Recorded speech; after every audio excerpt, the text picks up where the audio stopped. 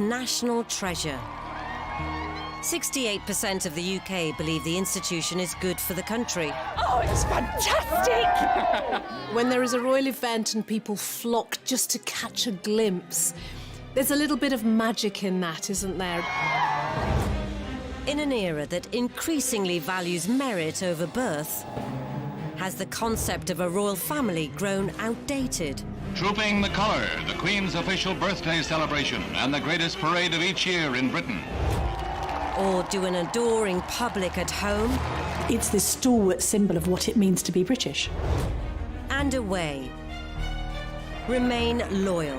There were at least 1 million people on the streets to see the Queen. I suppose the main benefit of the royal family is that it provides stability in a changing world. An MP famously described it as a golden ratchet. The money would always go up, but never down. The royals carry out 3,500 engagements a year.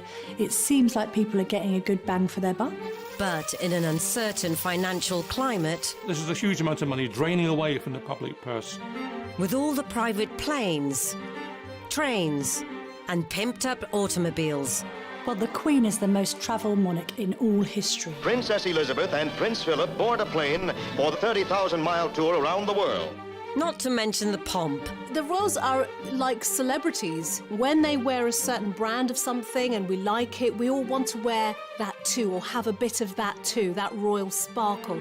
Palaces. How did she get those particular properties which are allegedly privately owned? She got them because Queen Victoria and Prince Albert went to Parliament cap in hand. Parliament increased the amount of money they gave to the Queen. What she did was use that extra money to buy Sandringham and Balmoral, which therefore ought to belong to the state. And pageantry that comes with the territory. One of the things about Elizabeth that I've never seen contradicted is the sense that she puts duty first, almost to an insane degree. Are they truly worth it?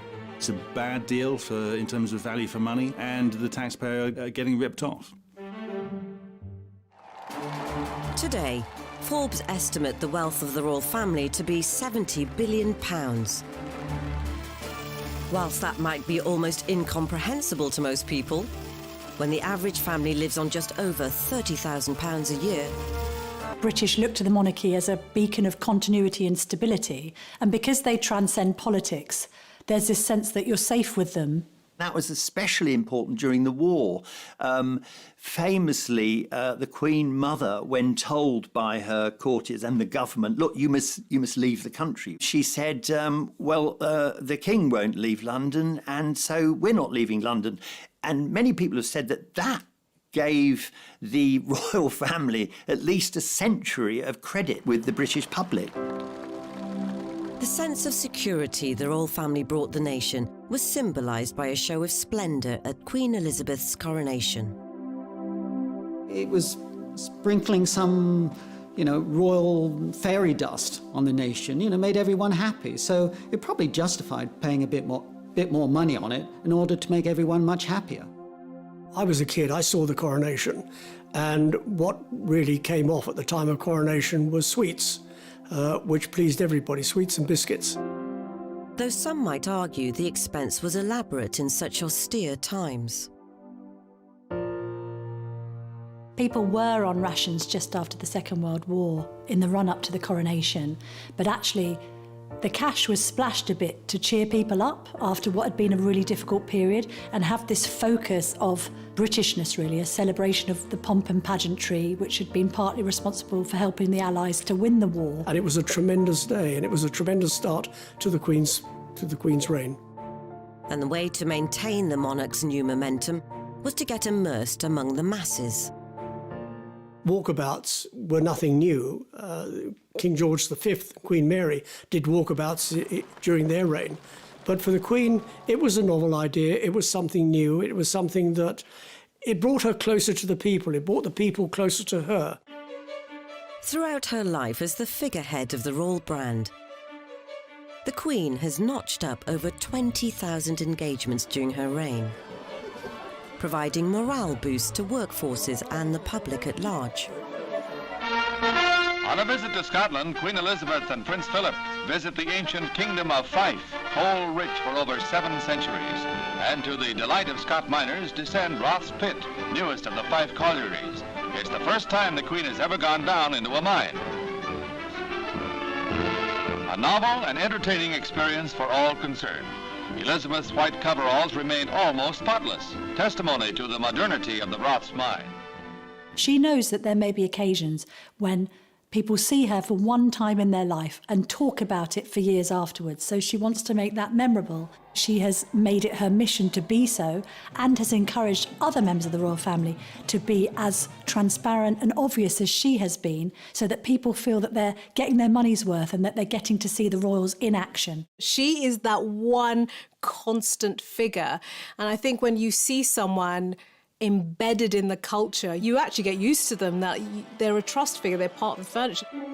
She's kept abreast with social, economic and political matters in weekly audiences with 14 prime ministers, and ensured the UK remained in close contact with hundreds of heads of state. De Gaulle's visit is a major public event as well, a high ceremonial occasion. With the Queen, he rides in an open carriage, escorted by the household cavalry in full regalia to the palace, through streets lined with curious and cheering Londoners. One of the things about Elizabeth that I've never seen contradicted is the sense that she puts duty first, almost to an insane degree. You know, when you think she's in her 90s and she's still perhaps managing 200 or 300 public engagements a year. It's extraordinary. But whilst all this hard work is clearly vital in terms of maintaining a national identity and the emotional and economic stability that it can be seen to bring, all the public-facing activities come at a price, which some are finding increasingly harder to stomach.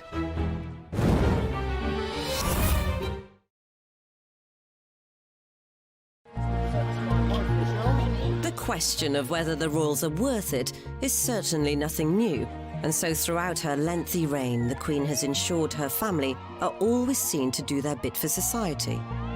And supporting the community has always been top of the agenda. It was to aid the fund for building a vestry at Crathy Church near Balmoral that members of the royal family and their household helped at a sale of work at Abergeldy Castle. The Queen herself acted as a seller. What a terrific thrill for the customers. Princess Margaret was in charge of another section of the stall, and the Duke of Edinburgh, who proved a very brisk salesman, had a joke for every buyer. I think few would be able to resist the opportunity to see the Queen if she was visiting locally. Yes, there are Republicans that aren't interested in the monarchy at all, although few of them find fault with the Queen as an individual, because she famously hasn't really ever put a foot wrong. But there's a sense that everyone wants to be able to say, I saw the Queen once, and she said this, or she did that. People want to capture that moment. But cash, which has been on the rise for over 250 years. In 1760, the government came to an arrangement with George III whereby the royal lands were handed over to the public, and in return for that, the king at the time was granted money each year to meet his expenses, called the civil list. That existed until really just a few years ago, 2012, when it was replaced by something called the sovereign grant. At the time, an MP famously described it as a golden ratchet. The money would always go up, but never down. And so it's proved. The civil list, for example, in 2011 was £7.9 million a year. By 2018, 7 years later, it was £82.3 million, the sovereign grant. This is at a time of austerity when everybody else was tightening their belts. It's an incredible sum, but what does that equate to for the public? The palace say that the cost of the monarchy is only about £1.20 for every citizen of Britain. Now, that's a little bit misleading and indeed a little bit naughty, because it just applies to citizens and not the taxpayers. And secondly, the cost of the monarchy is a bit more than the formal cost of the sovereign grant, which is about £85 million. When you include all the hidden costs, and particularly security, which could add up another £100 million, the real cost is more like £300 million. So as we present our quickly passed on flowers, flap our Union Jacks, and burst out all the other paraphernalia, there's lots of costs churning away in the background, which the sovereign grant covers. It includes not only salaries for around about 300 people, private secretaries, craftspeople, groomsmen in the Royal Mews, to run hospitality. There are garden parties, there are receptions. There are a whole host of things. There are getting the Queen around about the country to do her job. So it's money well spent. However, there's another sizable expense on the balance sheet. So originally the sovereign grant was in the region of £40 million a year. It's more than doubled because they've included the cost of refurbishing Buckingham Palace, which the royal household allowed to fall into rack and ruin over the last 60 years. That will continue to go up. It's likely to hit £100 million over the next few years. But those aren't the only renovations which have caused a Republican backlash. After the fire at Windsor, the government suggested the public should pay for Windsor Castle to be rebuilt and refurbished. And there was an outcry, and in the end, the money had to come from the Queen via entrance fees to Buckingham Palace. But when it came to refurbishing Buckingham Palace, £359 million, the taxpayer pays all of that. So about 10-15% of the grant really is earmarked to going for that refurbishment. At that percentage, it will be around a decade before all the work is done. So in the coming years, the Queen must delegate both cash and royal responsibilities carefully among the rest of the family. I'm not sure whether the public has a complete appreciation for the fact that the royals carry out 3,500 engagements a year, answer 1,000 letters, have dozens of audiences with leading figures from around the world. It seems like people are getting a good bang for their buck. Technically, the hardest working royal is Prince Charles, because when the engagements are all clocked up at the end of the year, he pretty much always appears to have carried out the most. The man is a workaholic. He believes in what he's doing. He works incredibly hard. But is Charles's coverage of the country as widespread as the quantity suggests? The Republic, for example, has mapped all the visits that Prince Charles did in one year, and they're all very much focused or clustered around London, around Highgrove in Gloucestershire, and around Balmoral in Scotland. So he doesn't go very far to do these things. It's very much about making sure that he remains in the limelight and that they project some sense of purpose. Charles could be criticised for doing too much. You know, he has been criticised for having too many fingers and too many pies. So the real issue is not just the quantity of engagements, but the quality of the work.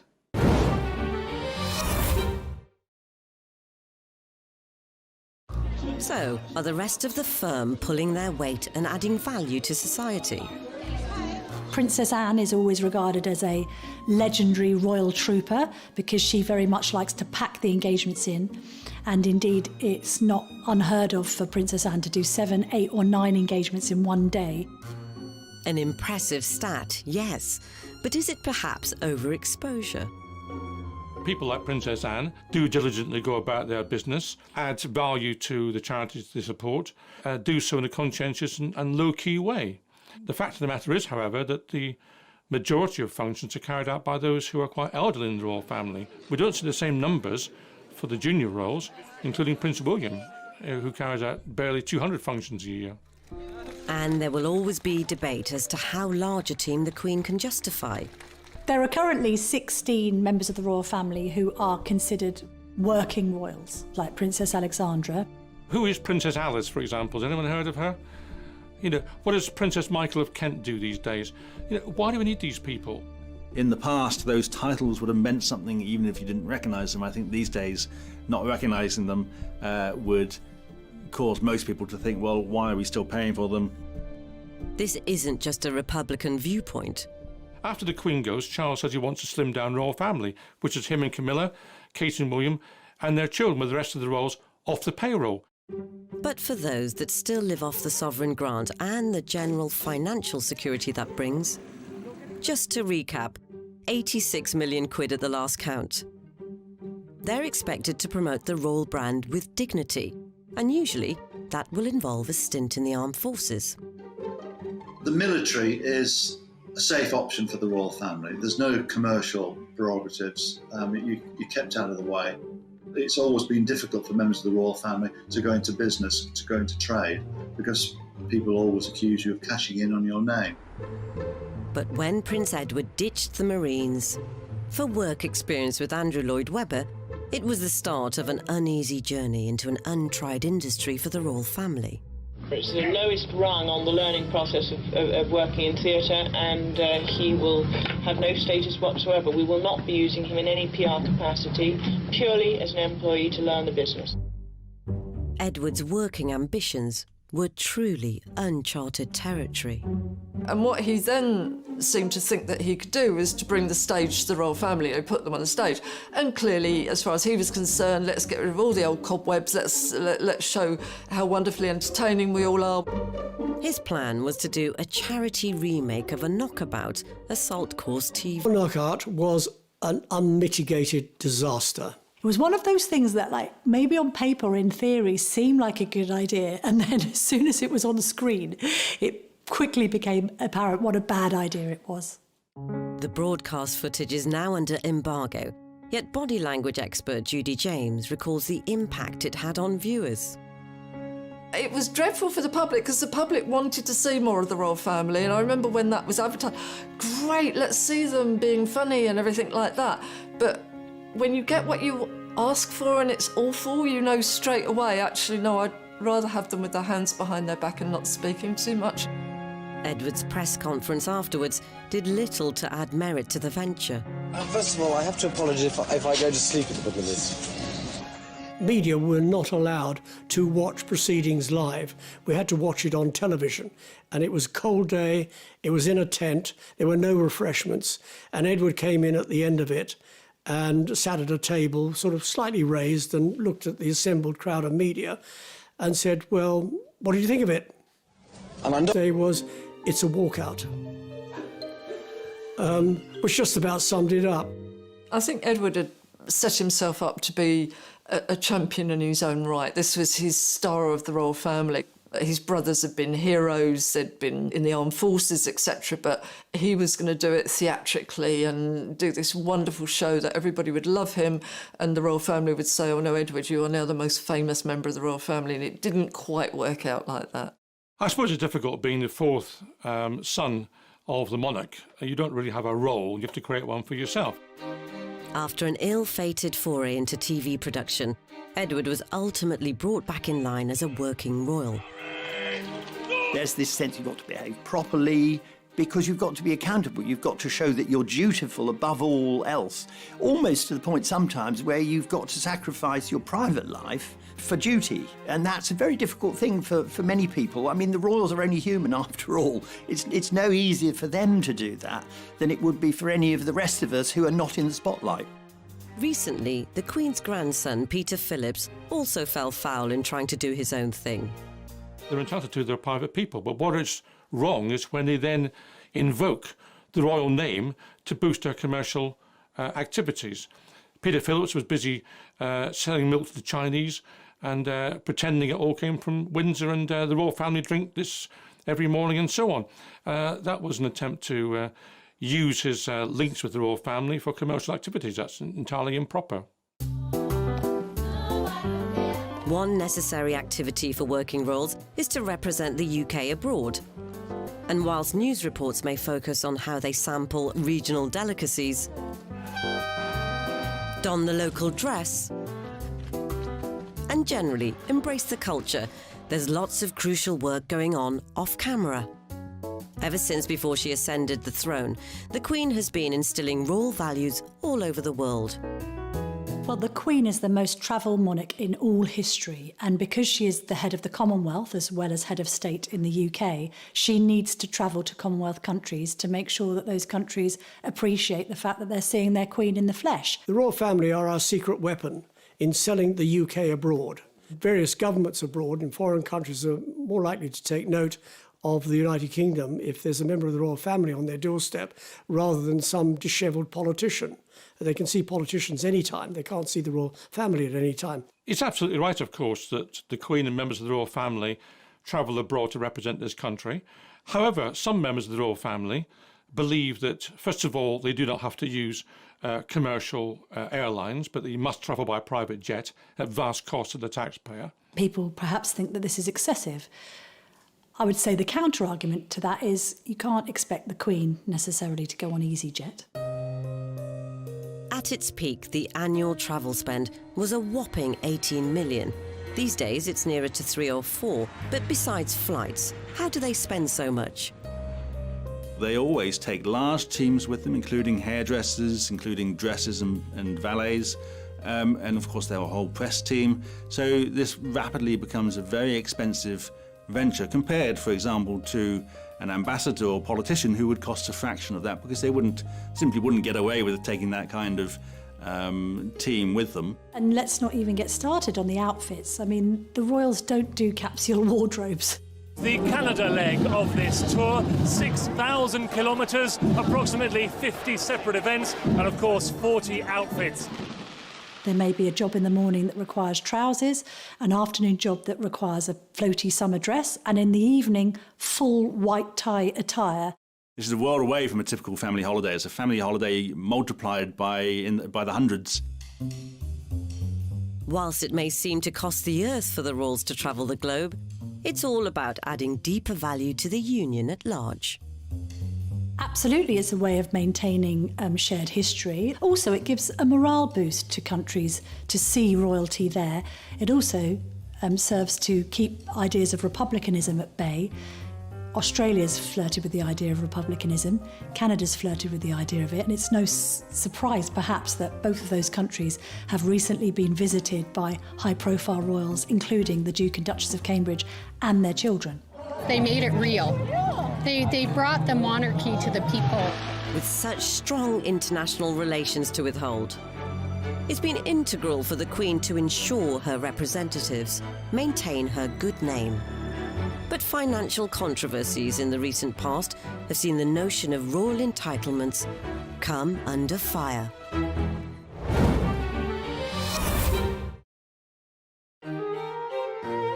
In examining the costs around the royal family, global travel expenses invariably enter the debate.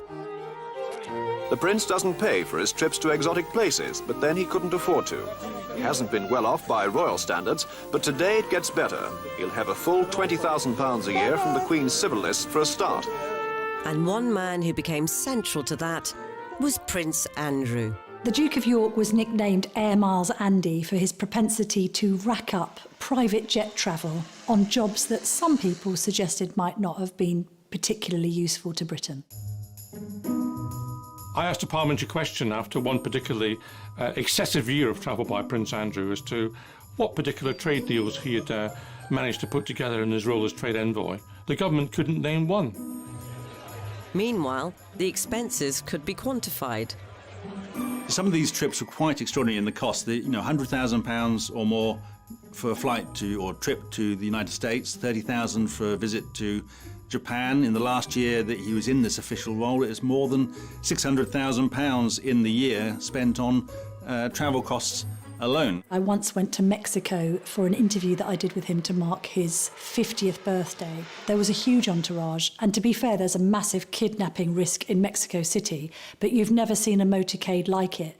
And I did get the impression that Prince Andrew quite enjoyed the notion of being centre of attention and almost seeming presidential. Most famously, he demanded that his valet bring with him a 6-foot ironing board. So you got the ludicrous situation of some royal lackey having to carry it out of the plane into the waiting Land Rover or whatever. Even back in drizzly old Blighty, the jet setting continued. He's become known as Air Miles Andy. This private jet is taking the Duke of York to Newcastle. Bad weather had grounded the royal helicopter. It was a reminder of repeated accusations of extravagance. Did you have to go by private jet to Newcastle? Yeah, because there was no other way of getting there and back, bearing in mind from what I was doing before and what I was doing afterwards. Well, there was this sense as well that Prince Andrew kept on taking helicopters to go short distances and private jets when surely a commuter train, God forbid, would have sufficed. This idea of him being quite grandiose and dismissing the notion of taking scheduled flights because he was very important as the Queen's son sort of cast a cloud over everything that he was doing. Eyebrows were also raised in the manner of which he conducted his leisure time. There was one occasion when he went to Northern Ireland to Portrush when he played a golf match, and because it took a bit longer than expected, he was an hours late to be guest of honour at an event where he should have been attending in his royal capacity. And I know for a fact that some of his aides had to take him aside and say, seriously, you cannot take the golf clubs on these trips. It's completely the wrong look. You're there to do an official job on behalf of the Queen, not enjoy 18 holes at St Andrews. Ultimately, with mounting criticism, Andrew retired from his roving role in 2011. A reported £57 million bank balance makes him the third richest royal. But the cost to his reputation, after a much-published acquaintance with one business associate, may well be harder to quantify. So understandably, Andrew has been told to step back from royal duties, to have essentially zero public presence because of the continuing allegations that hang over his head in relation to his relationship with Epstein. Even though Andrew denies any wrongdoing, he wouldn't be the only team member in the top tier to be relegated to the reserves in the last year, as Prince Harry faced his own financial backlash when he and Meghan set about renovating Frogmore Cottage. The bill seemed quite hefty for the size of property that it was, 2.4 million. I think comparatively, when the Cambridges renovated their apartment at Kensington Palace, which is a 20-bed palatial mansion, it cost just over 4. So people started scratching their heads, looking at the arithmetic and thinking, goodness me, Harry and Meghan haven't scrimped here. Then, of course, they then abandoned their roles that they had taken on and decided not to use the cottage full-time, but still expected the taxpayer to fund it. What most people don't like about the royal family is when they want it both ways. This happened with the departure of Prince Harry and Meghan. Initially, what Harry wanted was to have a hybrid royal, to be half in, half out, i.e. to receive some money from the sovereign grant, at the same time be able to earn a living independently. Now, the two things really don't go together. I think that most people in this country, your ordinary hard-working families up and down the UK, would think that having £30 million in the bank makes you financially independent. So the whole thing was a farce. As the Duke and Duchess in the Commonwealth country of Canada, and moved to LA, where they're currently hauled up in a palatial Beverly Hills pad, market value roughly £18 million. So what of Harry and Meghan's earning potential stateside? They'll be able to command 6-7-figure fees for making keynote speeches, for being directors of various companies, for writing their own books if they wish. So I wouldn't worry about Meghan and Harry making a few bob. In fact, they've just signed a multi-year deal with streaming channel Netflix for reportedly £112 million. But even these eye-watering sums is small change compared to the biggest royal earners, as the Queen and Prince Charles control most of the family fortune. The Duchy of Lancaster is the Queen's ancestral estate. It's really a portfolio of land, mainly in Lancashire and Yorkshire. But the thing is, in recent years, the profits from that land have really gone up enormously. In 1760, when most of the Crown lands were handed over to the government in return for the civil list being created for George III, the Duchy of Lancaster was somehow overlooked. It was only worth £16 a year in those days. Now it's worth £533 million a year and produces an income stream for the Queen for her private use. Yet only 2 royal properties are personally owned by the Queen. First, the sprawling £115 million Scottish getaway, Balmoral.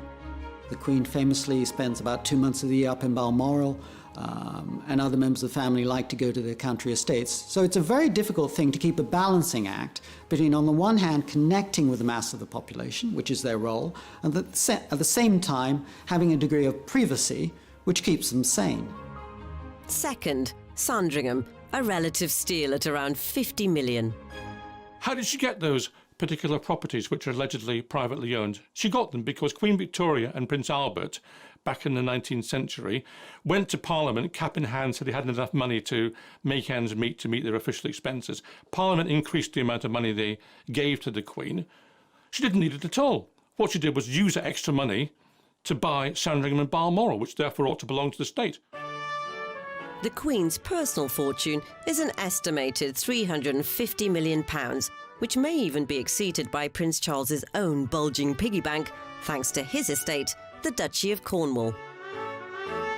The land that it owns is larger than many of Britain's largest cities combined, although it's spread across more than 20 counties across southern England. And it earns in excess of £20 million a year for Prince Charles, and there's no rule that says we have to allow Prince Charles to take that money. It is something which we have permitted over the last 200 years. The management of these trust funds has constantly raised questions as to how the Queen and Prince Charles invest their money. In my time in Parliament, I asked a number of parliamentary questions about the operation of the Duchy of Lancaster, the Duchy of Cornwall and other such matters. It's very difficult to probe these matters because the duchies, particularly the Duchy of Cornwall actually, are quite secretive and have no wish to expose what they are doing. Sometimes, of course, the truth comes out. Never more so than with the Paradise Papers scandal in 2017. So the Paradise Papers were a large collection of documents leaked to the press, which revealed the tax arrangements and investments, particularly investments in tax havens, of lots of well-known and important people, including Prince Charles and the Queen. Financial documents from a law firm in Bermuda reveal the Queen's advisors decided to invest some of her wealth offshore. Some feel Her Majesty may owe her subjects an apology. It came as a surprise to learn that she had £10 million of her duchy money invested in the Cayman Islands and in Bermuda. Now, the problem with that is that everyone presumed that all her investments were in the UK and in blue-chip companies. It looked as though she was, operating like a city fund manager. One of the Queen's investments had been in a chain accused of irresponsible lending. They feed on the poor. That is where they make their money. And the Queen is supposed to look after the people. Now, I don't assume for 1 minute that the Queen has done this herself, but it will be somebody who's in her pay, one of her echelons, that will have done this, and it just makes me wonder who we employ to look after our Queen.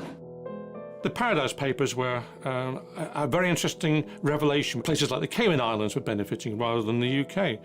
Well, the royal family's answer to that was that there was no benefit from investing in these places. If that were the case, then one wonders why they didn't simply put the money in the nearest bank of Coates and sit back and relax and get the interest. Questions, too, abounded over Prince Charles's conduct. The leaked documents claim the Prince's estate, the Duchy of Cornwall, bought shares in an offshore company. The company wanted to offset carbon from rainforests, but international agreements prevented it. The Prince agreed and campaigned to change it. Was that a conflict of interest? Charles could have just said in one of his speeches, listen, I've been banging on about this issue for 20 or 30 years. I feel so strongly about it that I actually put my money where my mouth is, and I've invested in a green company. But he didn't say this, and it all emerged through a splash on the front page of The Guardian and exposed today by Panorama. Even though Charles reportedly has no direct involvement in the Duchy of Cornwall's investments, the vast sums of money behind the monarchy remain a divisive issue.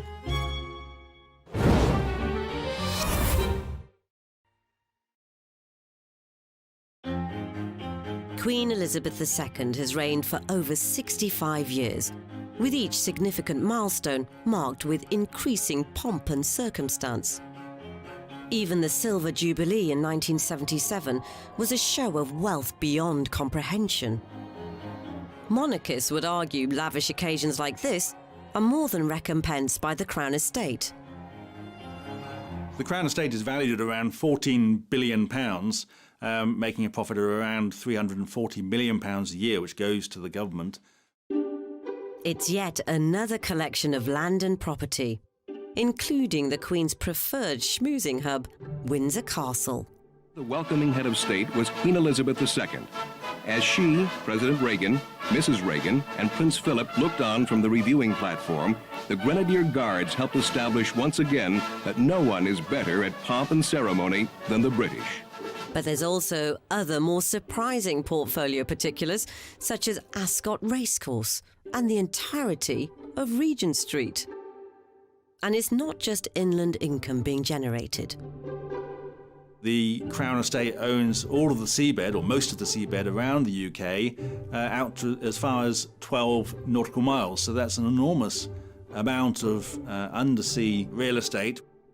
The wind power has become the money spinner, quite literally, for the Crown Estate. Well, it's interesting that both Prince Philip and Prince Charles have decried wind turbines and said how dreadful they are. So, you know, all those wind turbines are just churning out cash. But is this contribution to the Treasury rightfully the royal family's to make? There's a popular misconception about the Crown Estate. Because of the word crown, most people think it's owned by the Queen, but it isn't. It is public property. All the rental income from the land, all of that goes into the public purse. It's not private, it's ours. The income of the Crown Estate would still come in if we didn't pay for the monarchy. But if people are making that connection, then it is a net loss to the taxpayer. One constantly cited benefit of the royal family to the UK is the boost to tourism. The latest figures suggest that the royal family boosts British tourism by £500 million a year. 2.7 million people visit Buckingham Palace and Windsor Castle on their own, without any encouragement whatsoever. So of course the family is certainly a draw for tourists. The UK's heritage tourism industry is huge and very popular, and people go to those houses, those castles, those grand estates because they're interested in the history, not because of the royal family. We only have to look to Tower of London, which the royals haven't been connected with for centuries. It is number 9 in the list of the top tourist attractions in the UK. Buckingham Palace is number 68, whereas Windsor Castle is 18.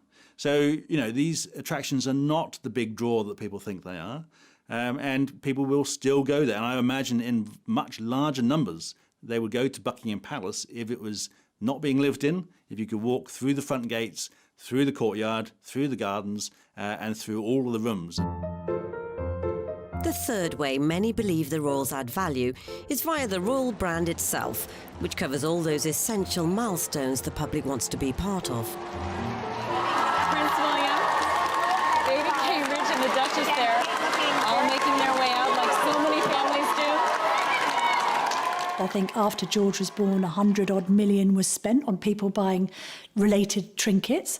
Equally, we have jubilees and people want to have street parties. They want to go out and celebrate, so they spend more money on booze, more money on food, more money on coronation chicken.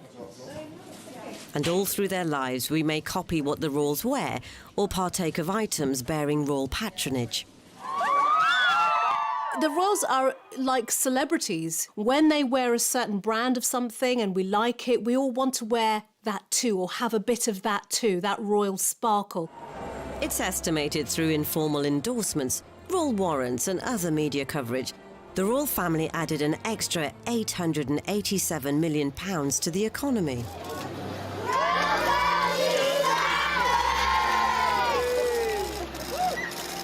It's a very nice costume. It's been argued that consumers are somehow impressed with or attracted by the royal brand. And again, you know, there is a market for royal brands. There is a market for lots of different brands. But the point is, the monarchy is not there to make us money. It's not there to be a brand. It's there to provide us with a head of state. So then, is there a point to suggest that it's impossible to quantify their true value to the nation? The royals have gone through times of great popularity, and also there have been downturns in their popularity. And I think we do have that two-way relationship, that when they're not meeting our needs as a nation, we can get pretty grumpy about that and let them know. For instance, when Diana died and we didn't see the Queen, I think public pressure was on her to change what she did. And the survival of the monarchy is a bit like maintaining tradition, but showing a willingness to be flexible. And that's what we like. Of course, there will always be doubters. The Queen has done her best for this country, and I think most people recognise the effort she's made to discharge her public duties. But the fact of the matter is that the royal family is, through no fault of its own perhaps, unhelpful to this country going forward. We have to recognise that Britain in 2021 is not the same country as Britain was in 1921. And the royal family, in that sense, holds us back. We have to recognise our new role in the world, not pretend that things have not changed. Maybe it simply boils down to the eccentricities of how the British people lead their lives. People often say, well, the monarchy is part of that quirky nature of British life, but we don't put up with the royals or love the royals because of that quirky nature of the British character. It is because the royals serve a purpose. They serve their own purpose, and they serve a purpose for those in power, and so there's constant effort to promote them and to ensure that they are not put under such pressure and such scrutiny as to turn the people against them. It's part of the British culture, and to shift out of that, I think, would take tremendous change and tremendous growing pains. And I don't know that we are yet prepared for that, because every time there is a bit of a disruption or a shift, there is often a reaction to that. So Harry and Meghan deciding to step away has caused great consternation. It's like, how could you do that? Which shows the power of the royal family entrenched in the British psyche at the moment. We're told that the royal family is a major asset to this country in terms of the economy. No doubt they bring in some tourism, and no doubt there is a genuine value to some visits carried out by the royal family to overseas destinations and some events hosted at Buckingham Palace. But as to what that is in economic terms, it's almost impossible to quantify. What we do know, with rather more certainty, is how much they cost us. And what we know is that runs into hundreds of millions of pounds each year, and that's a multiplicity of times more than any other royal family in Europe. Do we get value for money? Yes, I believe we do. And I think when people sit down and analyse what they get in return, they will think, yeah, we do pretty well. So in trying to explain whether or not the royal family are worth it, we shouldn't expect the answer to be based on such a simple thing as reason.